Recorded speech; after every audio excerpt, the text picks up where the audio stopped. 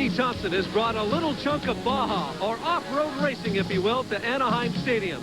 From a stadium normally reserved for the California Angels and the Los Angeles Rams, it's the Mickey Thompson Off-Road Grand Prix.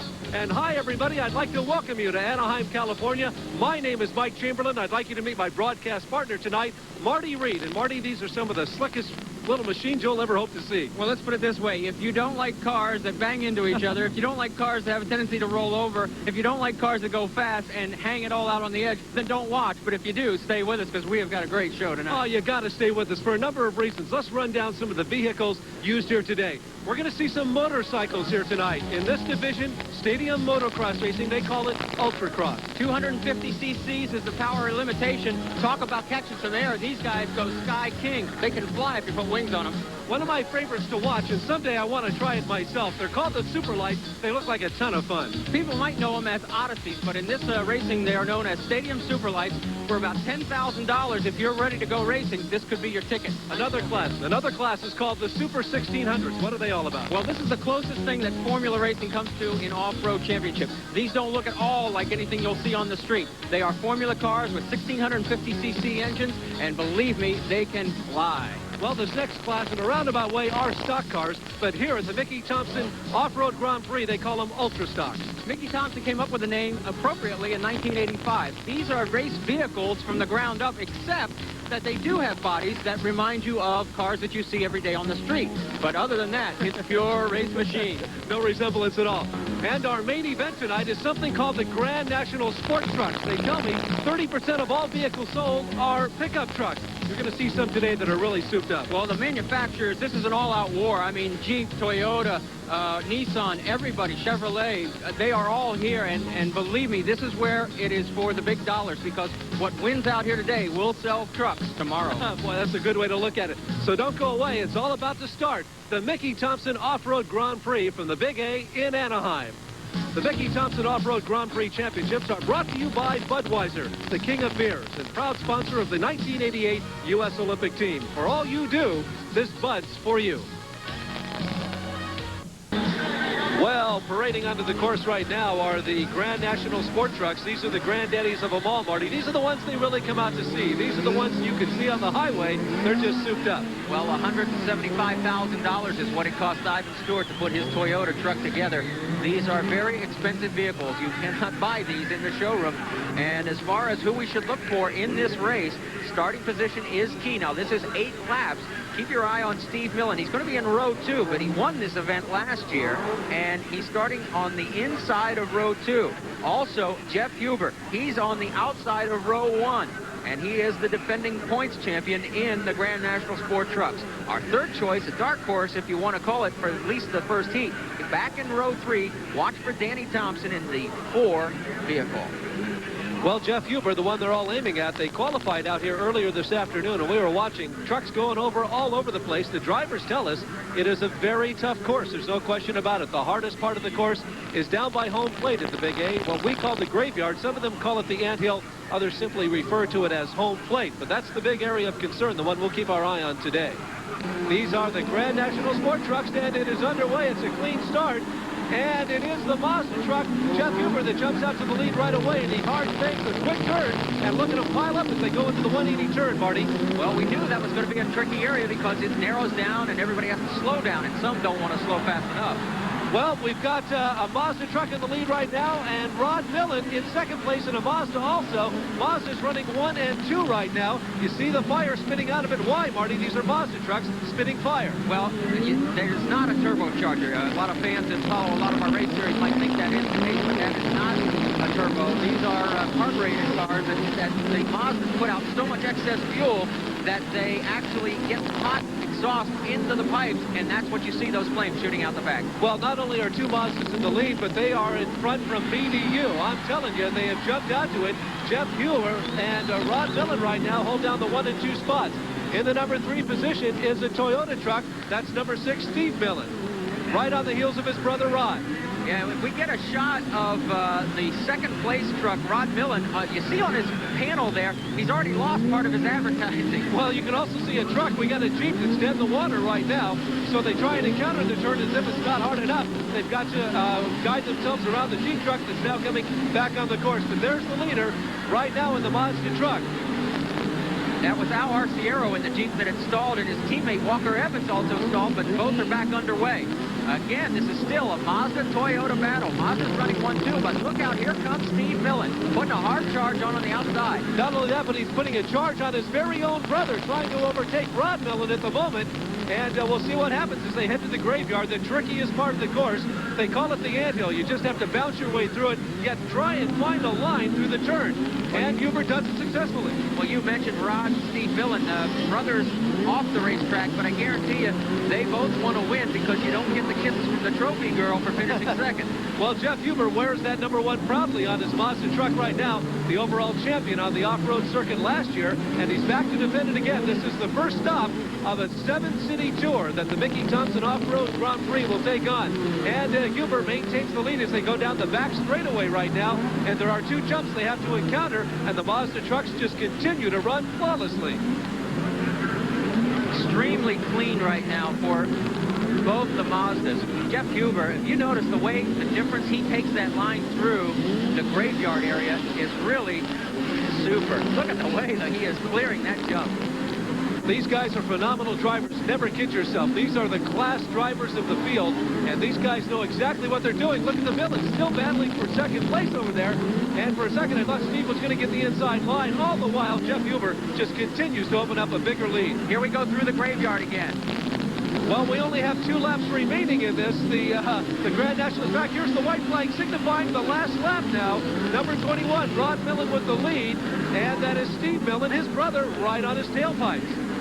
And it looks like lap traffic may come into play. It may catch up to one of the Jeeps of Al Arciero if the Jeep slows down long enough. Yes, it looks as though he'll get out of the way, though, and let everybody through. Here comes by Al Arciero, his body just falling apart completely. We mean the body of the truck. Another one in his way, but here they come. This will be the close of the first heat, and it is number 21, Rod Millen, who looks like he's going to hang on for the lead, ran second most of the race. And Rod Millen, number 21, and truck goes down. Millen takes the lead as the #1 car of Jeff Hubert finishes second. And number 2, Glenn Harris looks like he took 3rd place. We have a truck that is down and on its roof right now. It is Steve Millen. He was safely coming out of the vehicle, and that's a good sign. But he got pinched between Dave Ashley and another vehicle out there, and it went right over, and that's what can happen so quickly in this sport. As we look at our winner, Rod Millen, of heat #1 in the Grand National Sport Trucks. And here we go again. We'll take you through this again. And believe this now, watch what happens. Dave Ashley in the black truck on the left side. He's running out of room. Here comes Jeff Hubert, and Millen has nowhere to go. And what was once running in second place is now on its lid and going to finish dead last. Let's take a look at some of the features of this course. In off-road racing, you start from a dead stop, then the flag drops, and it's pedal to the metal. Turn #1. And the start line, yes, in the back straightaway, over one big jump, and then into a hard 180-degree narrowing turn. There's a little bump on each end of it, which if you're sideways a little too far, you're going to be rolling over. Then that brings you up into another big jump, which sets you up for what we've called the washboard. You hit the first part of that washboard just perfect, and you sort of dance over the last 4 or 5 of those bumps. But if you get stuck in the middle, you look more like one of those vibrating jackhammers, and you lose a lot of time. Another 180-degree turn, 2 more jumps as you come back down into turn 3, another hard right-hander, and into the graveyard. This is a very undulating type of area. A lot of trucks and vehicles have gone in there. A lot of them also haven't come out. Turn 4 right at home plate at the Big A here, into the front straightaway, and into 2 big jumps right at the start-finish line, and into a big, big sweeper where a lot of passing may be going on.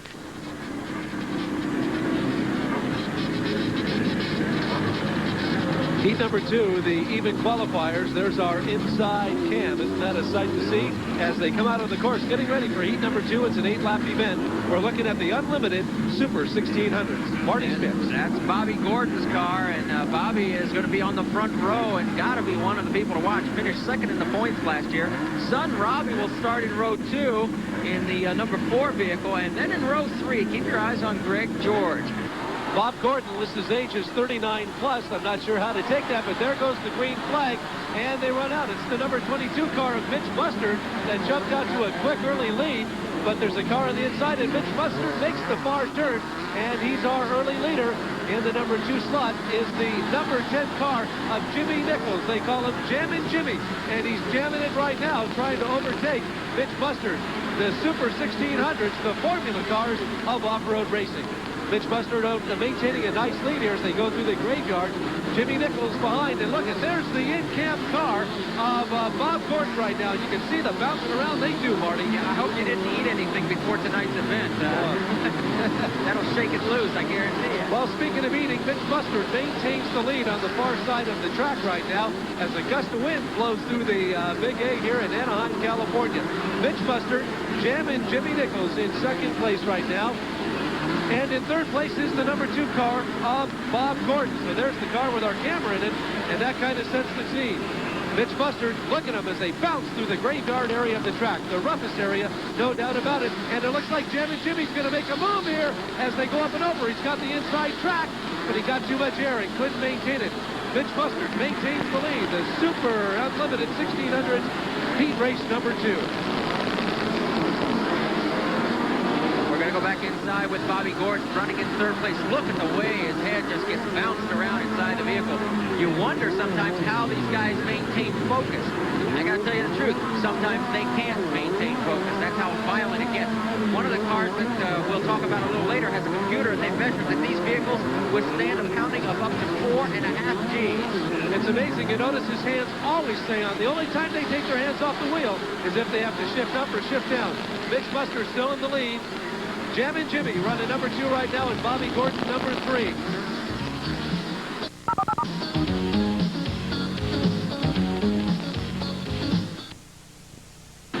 Bobby Gordon still running in second. Greg George in third. But it's Jimmy Nichols' heat to either win or lose if he can just get around cleanly. Well, fortunately, the 2 stalled cars in the middle of the track are near the hydro barrier, so they're out of play. And Jimmy encountered one of the slower drivers, and he's got about a quarter of a lap to go. Jimmy Nichols will win heat number 2 of the Super 1600s. And watch him now as he comes at you with the checkered flag overhead. Jimmy Nichols, the winner of heat number 2. Left hand goes out the front of the car, signifying victory. Stalled cars everywhere. Bobby Gordon is going to come across the line, I believe, in second place. Greg George in third. Heat race number 2, the 250cc Pro motorcycles. We call it the Ultra Cross here at the Mickey Thompson Off-Road Championship Grand Prix. Talk about it, Marty. Well, we got an interesting race here coming up. Guys spread out throughout the field that could win this race, even a few ladies. Mercedes Gonzalez starting up on the front row. But the ones we're going to go with as far as the ones to watch for early, Ed Hicks, number 14, in row 2 on a Yamaha.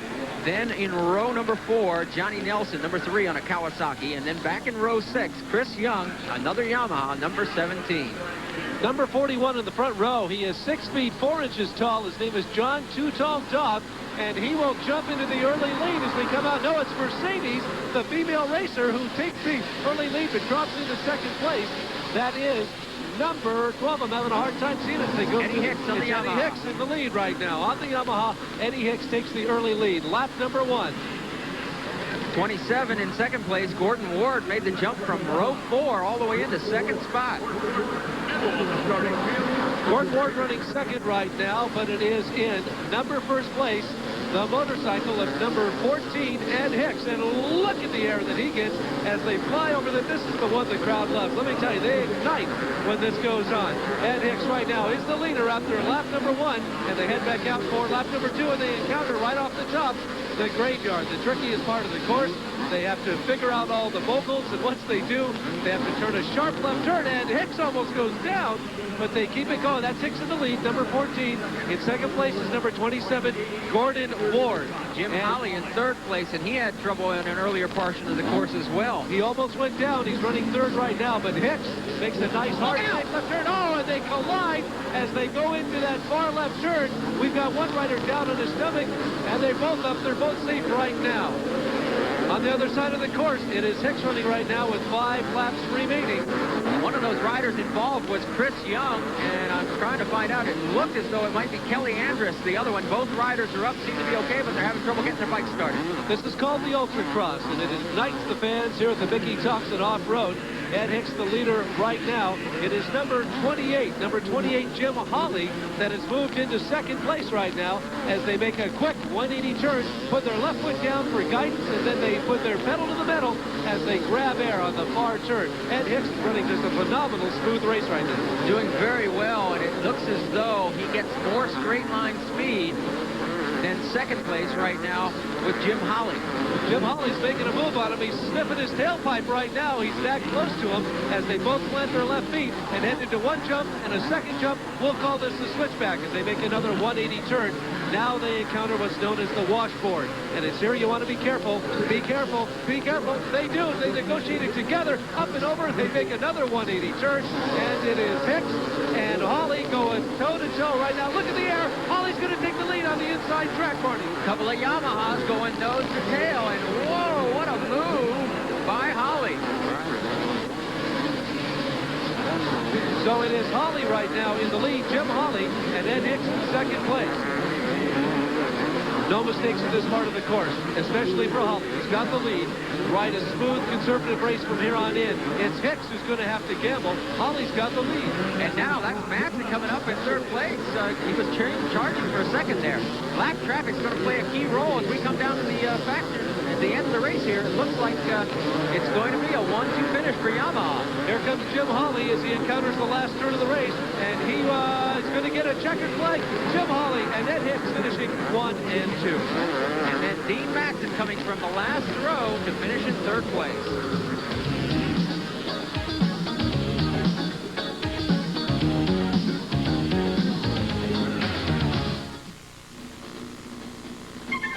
In communities across America, there's a working spirit. It's the ultralights. It looks like a lot of fun. And earlier, Marty Reed got up close and personal, if you will, with one of these machines and one of its drivers. Think you want to go off-road racing, but you don't have $150,000 for a Grand National sport truck? Then why not try one of the Stadium Superlights? This is a mini version of the Super 1600.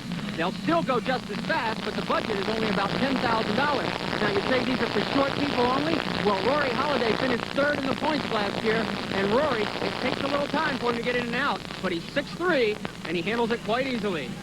We have got 24 here in the main event.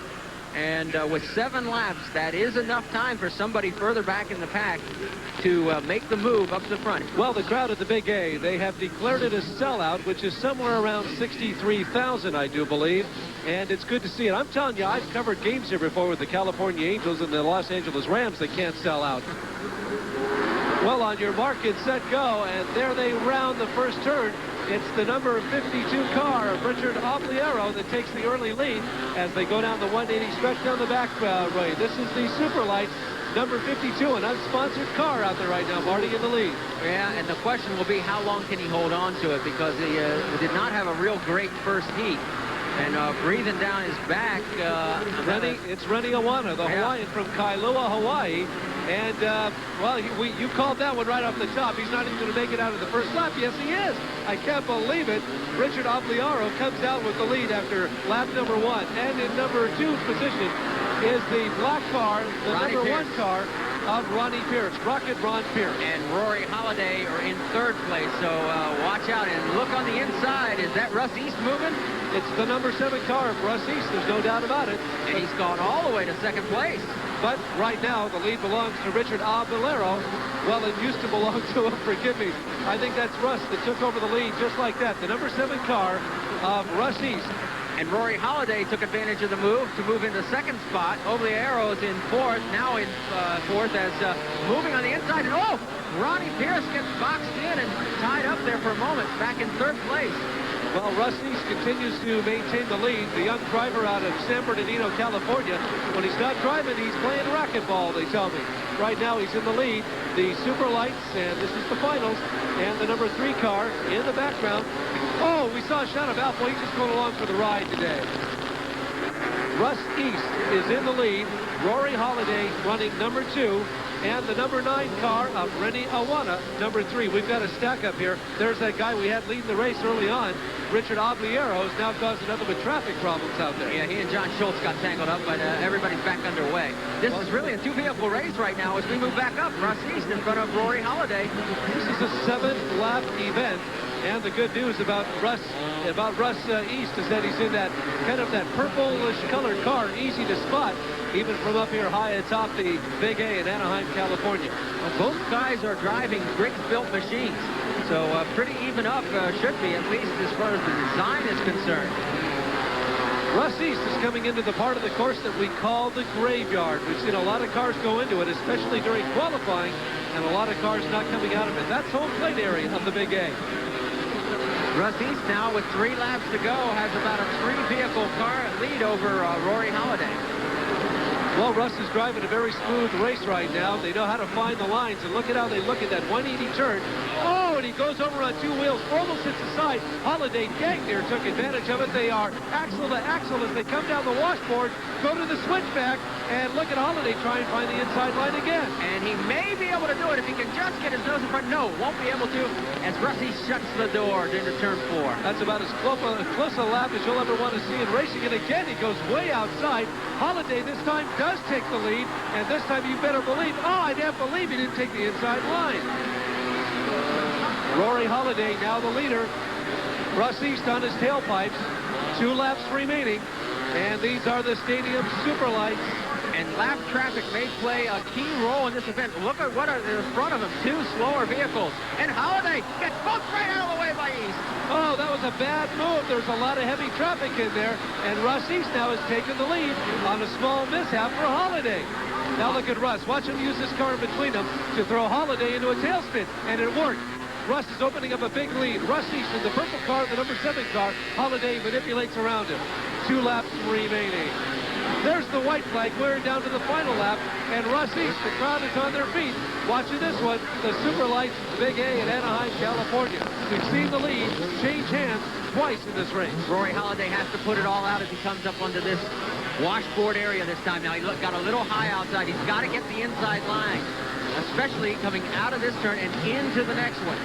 He's not going to be able to do it. He didn't do it. Russ East goes over the 2 last remaining inside jumps down to the final, what some drivers call the anthill. We got a slow driver in front. If Russ is smart, I think he'll just back off it. He's going to make a move on the inside. Don't hook wheels. And there he is. Russ East is our winner. And it is Halladay, Rory Halladay, number 2.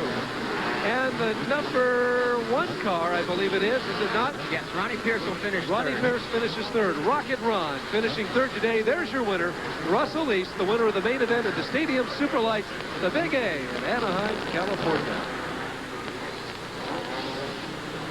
Well, I don't know if Alf had this in mind when he volunteered to come from Melmac, but... Well, you know, Alf stands for alien life form, but I'm going to tell you, he looks a little bit displaced at the moment, hanging on for everything he's got, though. Well, Roland Smith, the driver, Alf, the rider. Alf, you got to love him. Well, here comes the main event of the Ultra Stocks. These are the fun cars, or the funny cars, if you will, of off-road racing. Well, we talked about it at the beginning of the race that they do remind you a little bit of a funny car in drag racing because they are a race chassis, race engine setup, but yet they do look a little bit like street machines that you would see out on the street. Watch these guys in this race.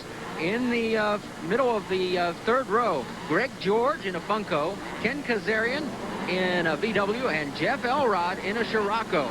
Well, there they go. The flag drops, and they head to the front line. And in the front row, it's Christopher Neal and Shyamalan Vincent. And let's see who comes out of turn number 1 with the lead. It's the number 31 car belonging to Vincent Shyamalan. Whoa, there's some inside bumping going on early on. And it is the number 6 car out of nowhere, Christopher Neal, who walks away with the lead. There's a lot of cars hitting the hydro barriers filled with water. Greg George moved into 4th, or from 4th to 2nd place, and he's trying to hold on to it right now with Shyamalan. And he does. Christopher Neal, the young man from Palm Springs, California, driving a water-cooled Scirocco in the lead right now.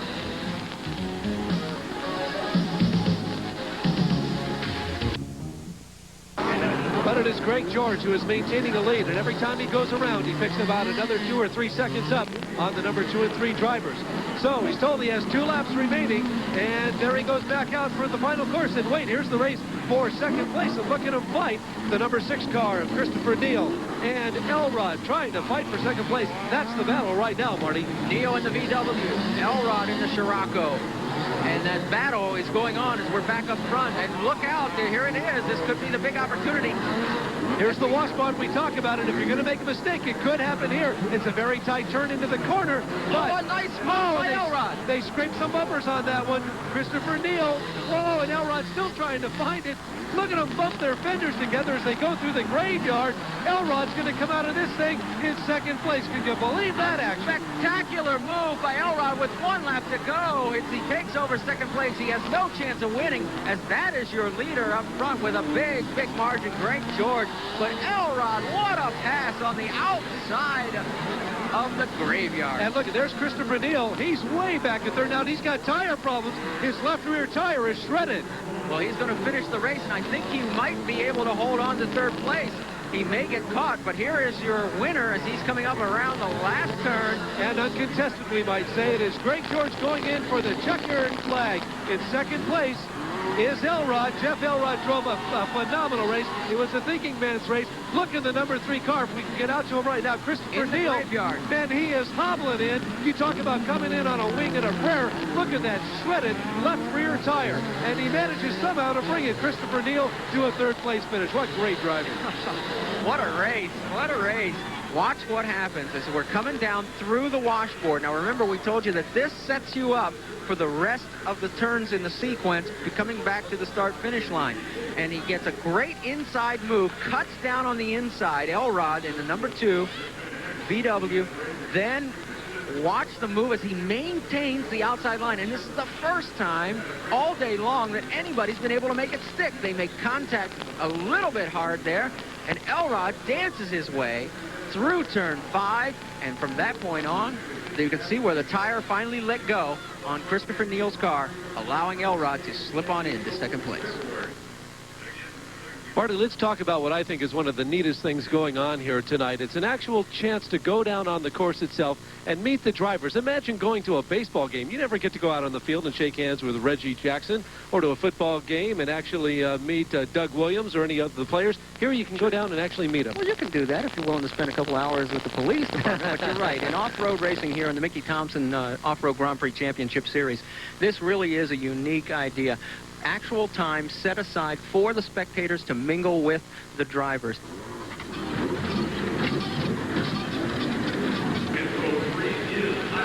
Well, we're back to the granddaddies of off-road racing, the Grand National Sport Trucks, heat race number 2.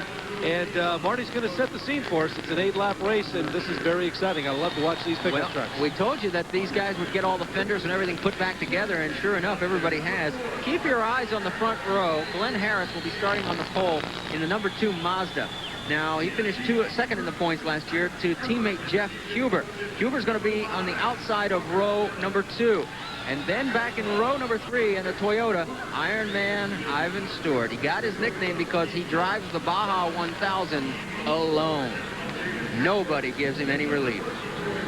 Well, Glenn Harris on the outside of row number 1 from Camarillo, California, driving the Mazda pickup. It's a rotary engine, no cylinders in this car. So they've had great success, and the Mazdas are the ones, by the way, that spit the fire. And when you see the fire coming out the side, it merely means too much gas in the chamber. Those exhaust systems get very hot. And what it does is it causes it to belch out that big streak of flame. Nothing to worry about. It's very common in the Mazda car. I'll tell you one thing. Glenn Harris doesn't want to lose any tires either. He has put on a new rim lock that normally has 16 bolts to tighten it down. He now has 32 bolts. And we're off. Well, we're off, and that is the outside car. It is the number 2 car of Glenn Harris, who takes the early lead, but there's an inside move made right off the bat by Esslinger, and Dan Esslinger has taken the early lead. You see the red, white, and blue flags flying in the background of Esslinger as he goes. Mazda's running 2 and 3, and there's our inside car right now, Marty. That's in Roger Mears' Nissan, and already you can see how much dirt gets kicked up on our lens, but you still get a good idea of exactly how much punishment that these drivers go through. Look at driver Roger Mears. Oh, it's a big pileup as they go around the graveyard. Dan Esslinger escaped it all, and that's the beauty of running number 1 in a race like this. You can see the number 17 car, that's Dave Ashley, his rear breakaway fiberglass fender trailing in the background. So Dan Esslinger goes out, fire spinning out of the 2 Mazda cars, running second and third right now, Glenn Harris and Rod Millen. Well, Esslinger, this would be a big upset because Dan is a privateer in a Ford. I mean, he doesn't have a big buck operation like the 2 Mazdas breathing down his neck. In fact, the 3 Mazdas now with Rod Millen coming into play. But if he can hold on to this would be a big win for him. Dan Esslinger, the Sunday school teacher when he's not racing cars, is in the lead right now. The Grand Nationals, and he goes up and over. Watch him get air on the far side of the course. He's driving a Ford Ranger and driving it very well right now, Marty. 2 Mazda trucks right behind him. Harris and Millen running second and third. And then brother Rod Millen to Steve is in 4th place, followed by Danny Thompson in 5th. Get another look from inside Roger Mears' car. Now, the Nissan, he's had his problems. He's running all the way back in 7th place right now. Roger just can't seem to get the power out of this Nissan that he's been looking for. And he's having a tough time trying to get around one of the Jeeps. In fact, that's Walker Evans he's trying to make a move on the right-hand side. You see the number 5, that's Walker, right on the left side of his car. Well, the man running third right now is Jeff Huber. He's the man that won this event last year, won the whole circuit, as a matter of fact. So he's running third right now. Keep your eye on him as they come over the washboard. And Esslinger goes too far outside.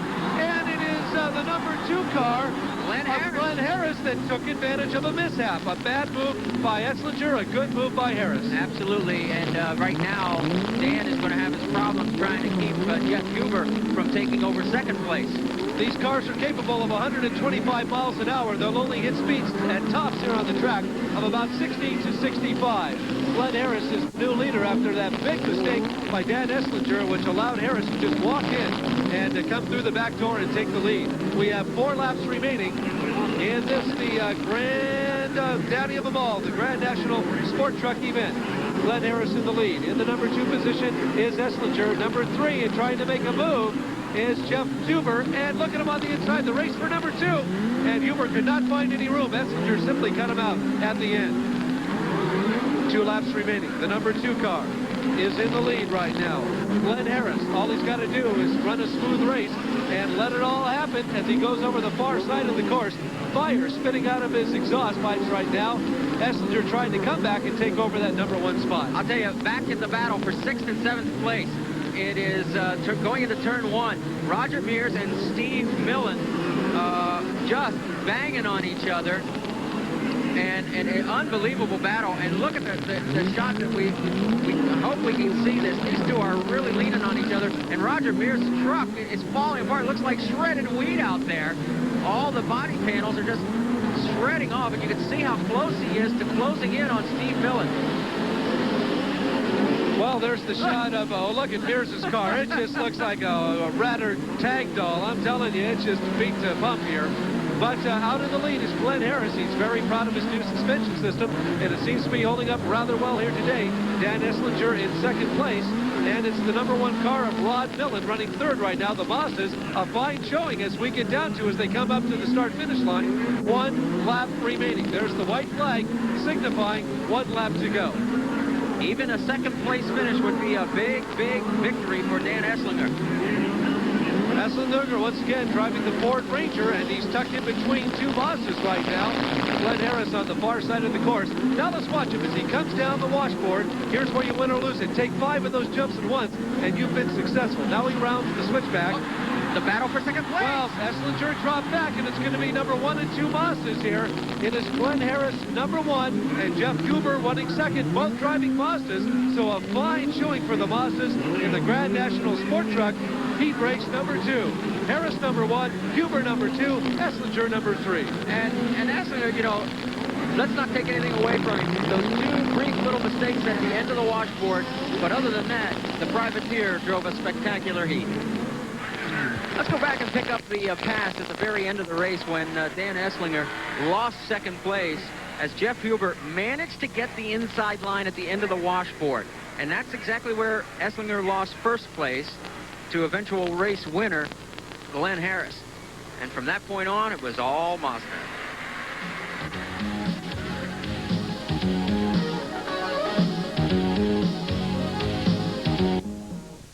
Safety is one of the key features here at the off-road race at Anaheim, California. Mickey Thompson is making sure everybody is safe. In fact, Marty Reed checks in with innovation that Mickey developed himself. When you build a race course from scratch, you've got to have barricades to keep the race cars on course. And what happens in most instances is that you have to truck in these 8,000-pound concrete barriers. Well, Mickey Thompson came up with a different idea. They're called the hydro barricades. They're basically heavy-duty polyurethane. Weighs 100 pounds for the 4-foot section. Then, when they put them in place, they take a little water, about 600 pounds worth of water, and fill each one of these up. Then they lock them all together and have themselves a race course. Welcome back, everybody, to the Ultracross 250cc Pro motorcycles, and this is the main event, Marty. 9 laps, and boy, in the inverted starting order, you really got to pass a lot because there are a total of 22 bikes out there. Tyson Bolin, number 4, in a Kawasaki, starting in row 9. In row 10, Eddie Hicks and Rick Ryan, number 11. And the rubber band drops, and that's number 17, Chris Young, who takes the early lead into the far left-hand turn. This is an inverted track. They're going the opposite way that everybody else has tonight. So Chris Young's got a nice little lead. Of course, there's no traffic in front of him, and that accounts for his early, big opening lead. Chris Young in the lead, and riding right now as they go over the washboard in second position is number 50, that is Kelly Andrus. But right now it is Chris Young with all the lead, and he's putting nothing but dust and smoke in everybody's air. And look at the air they get. This is what ignites the crowd here, Marty. Oh, absolutely. These guys sail as much as 20 to 30 feet. I'm looking back for Ricky Ryan. It's 1, 2, 3, 4, 5. He's running about 12th spot already. He's moved up through half the field. Well, that's Terry Fowler, number 59 in second place. Chris Young is in first place. And this is a 9-lap race, an inverted track. And watch them as they go to the switchback this time.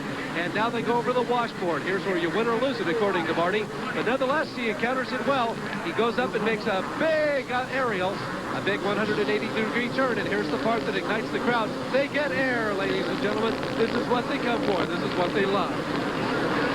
Keeping tabs on Ricky Ryan. It looks as though he is up to about 11th spot. Chris Young continues to open up the lead in the early part of the race, and he's running a very smooth right now. And you might say, look at him hopping like grasshoppers all over the course at this moment as Chris Young maintains about a 3-second lead, if you will. Yeah, over Terry Fowler. Now, Young on a Yamaha and doing very well on that bike right now. He has really found the groove. He's got that machine running very, very strong. Well, there's your leader, Chris Mayberry. In third place right now is Jeff Mayberry. Chris Young is the leader. As he comes over the jump, he's got nothing but clear sailing ahead of him. The good news about Ultracross racing is all these guys are fast and they don't string out like the Ultra Stocks or some of the other cars we saw here today. We got a good battle going on for second and third place right now as Chris Young seems to be walking away with the lead. Number 59, Terry Fowler in second place. Jeff Mayberry in third. He was just overtaken. And in third place right now is number 2. Mike Kudrowski. Now, Kudrowski finished second in the points last year. He started on the outside of row number 7. Well, Chris Young continues to just put the pedal to the metal here, getting lots of air, but he's got a safe run. He's almost about ready to lap. Part of the field in the Ultracross, 250 cc's. There's number 28, the man who started in the back of the pack. Yeah, Jim Holly and Rick Ryan started on the dead last row, and he is already up to 7th place now with 5 laps to go. Still plenty of time.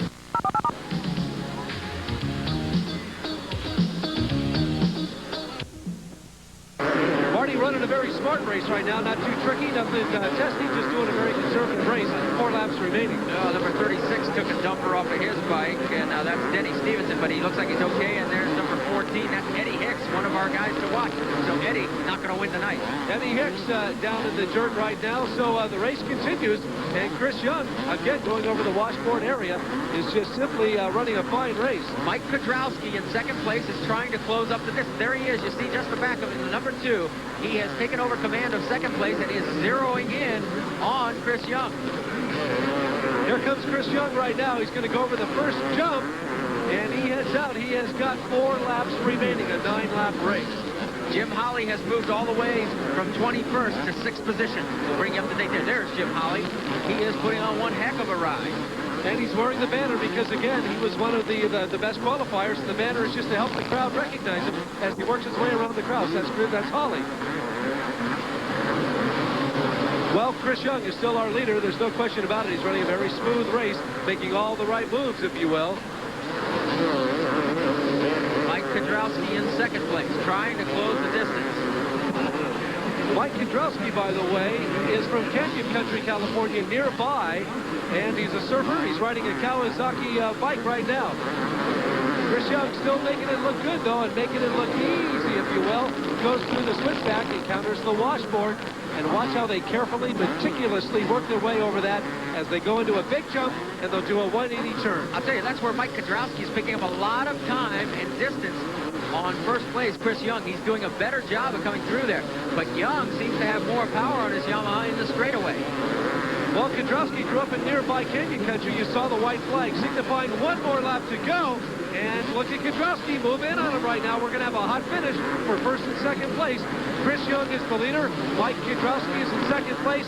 About 1/2 lap remaining, Marty, and he got hung up at the switchback. Well, this is where it's going to be, right here. Who gets through the washboard better sets them up for the rest of the race.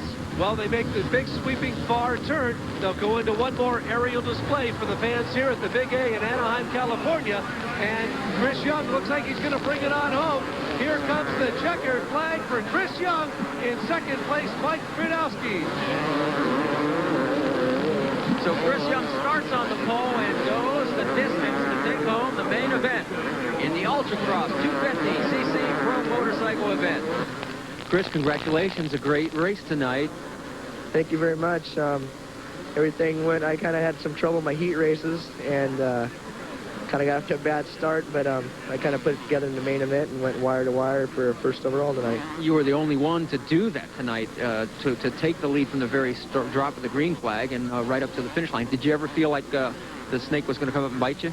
Yeah, a few times. Fellow teammate, not actually teammate, but fellow rider Mike Kudrowski, he was breathing down my neck behind me in 2nd place, coming on pretty strong, and I tried to do like what every racer does and not look back and just look ahead the whole time, and I did, and everything went great for me. I couldn't ask for a better night. Great ride. Congratulations.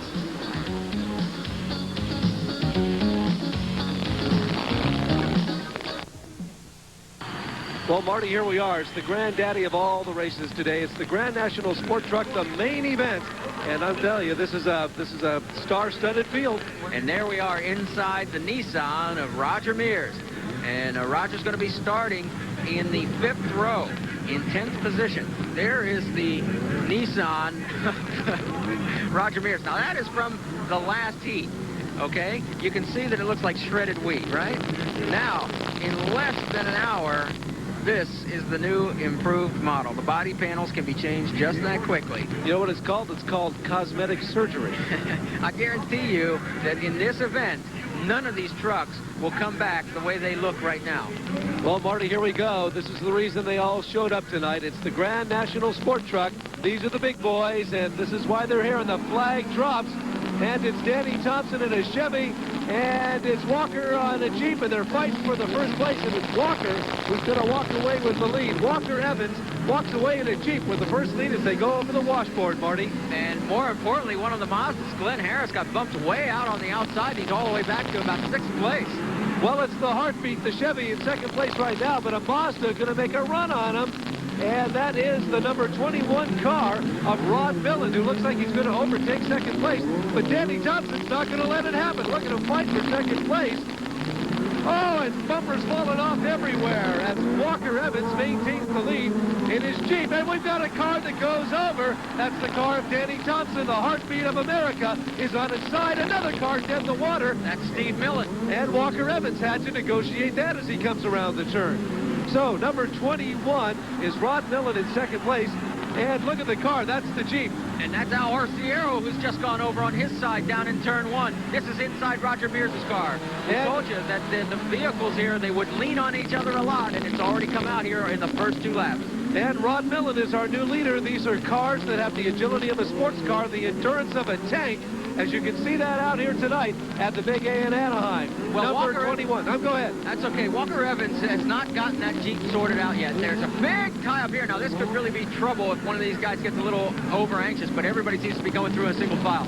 Walker Evans in the number 5 Jeep. This is a brand new vehicle. They're just putting it together. If he can hold on to second place, that would be a major accomplishment for that team tonight. So once again, the Jeep is squeezed between two Mazdas, if you will, in the number 21 car. That's Rod Millen with the lead, and that is Walker Evans in second place. In third place right now, the number 2 car of Glenn Harris from Camarillo, California, the man who won the title last year.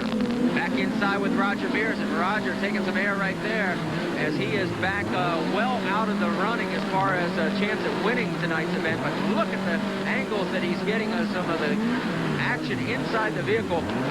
Not as rough as some of the others, but still a lot of action. Well, I'm telling you, I'm watching number 5, Walker Evans. He's hanging on by the skin of his teeth. A good showing right now for Jeep, as this is the first stop on the Mickey Thompson Championship Grand Prix Series. From here it goes to San Diego. It'll go on to Seattle. It ends up in Las Vegas in October. Well, I'll tell you what, if Walker wins this, he told us before the race, it's 85% driver out here, and I guarantee you they have not got this truck sorted out, and it is the driver, Walker Evans, that has got that truck right where it is, and he almost goes over.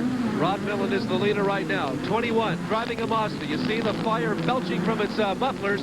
It's because there's too much gas in the chamber. The exhaust systems are very hot, and what happens is it spits out a streak of flames. Nothing wrong with the car. It's not turbocharged. It's just one of the things that happens with the rotary engines of the Mazdas. Number 21, Rod Millen in the lead. Walker Evans, number 2, and the number 1 car of Jeff Huber running number 3 right now. We've got a Toyota car, number 3 on the track right now. Ivan the Iron Man Stewart, his whole front left fender is hanging off the left side. There's the inside car camera.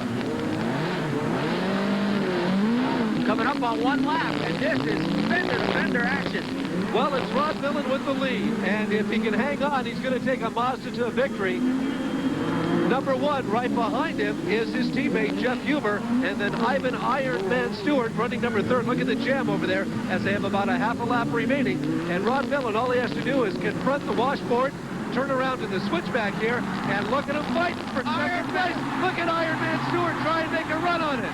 Iron Man on the inside line. He's going to be able to hold him off, I think, and take over second place, yes. Boy, that's beautiful driving by the Iron Man, and his hood cover flies over the top of his car.